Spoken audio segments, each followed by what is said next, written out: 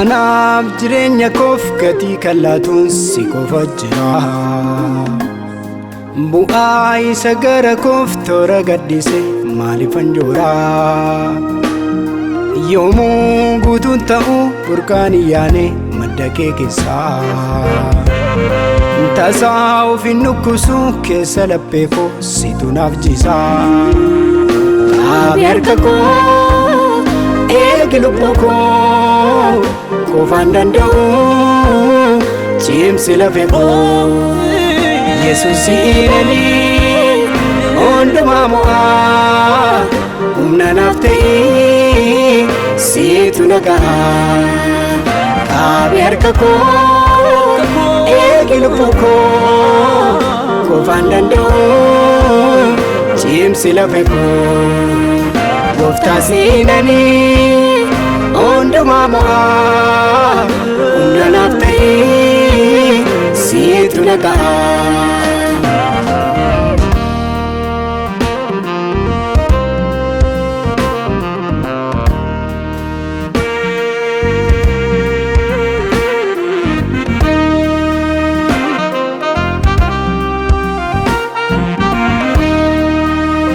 Hedduun soba muraasa wanti naa tolu ammeessaa jiraachuu koof inni naa lolu. Har'a gabbisee boru albee hedduutu naaf karaa ittiin allaatiin waaqayyo koo garkeettan hin gora. Hedduun soba muraasa wanti naa tolu ammeessaa jiraachuu koof inni naa lolu. Har'a gabbisee boru albee hedduutu naaf karaa ittiin allaatiin waaqayyo koo garkeettan hin gora.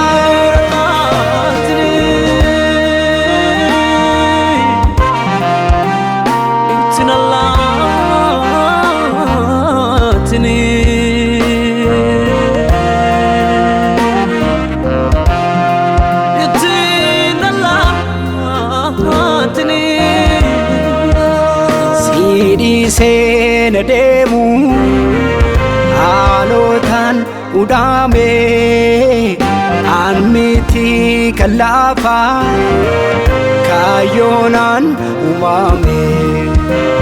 Dhumni koo haa ta'u gooftaa mana keetti hin baadiin qalbii koo bareechi harka keetti.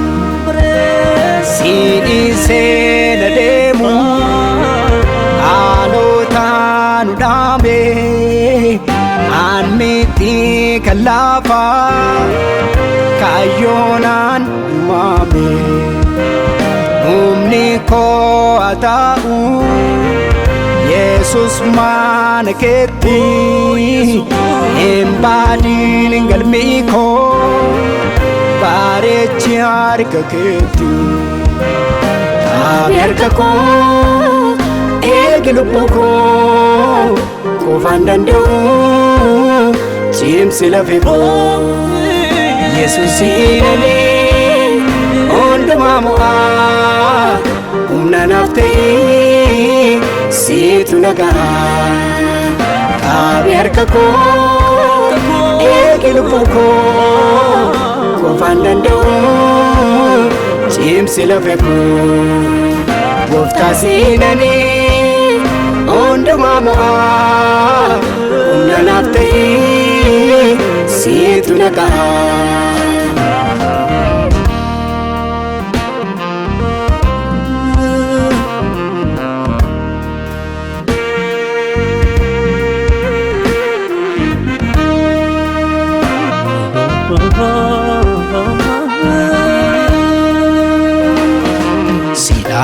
Kan naaf ta'u humna injifannoo bara kan na baasus si bira jira.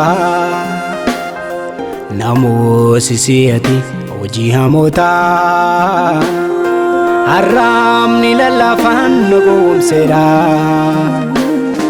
Tasaa gadiin badu inni si bulee mul'ata jireenya sirraa argata. atumti gaggeesse naaf guutummaa koo fakkeenya na godhi nama hubataa sidhaa kan naaf ta'u humna injifannoo baraa kan na baasus si bira jira namoosisi ati hojii hamootaa arraabni lallafaan na gowwoomseera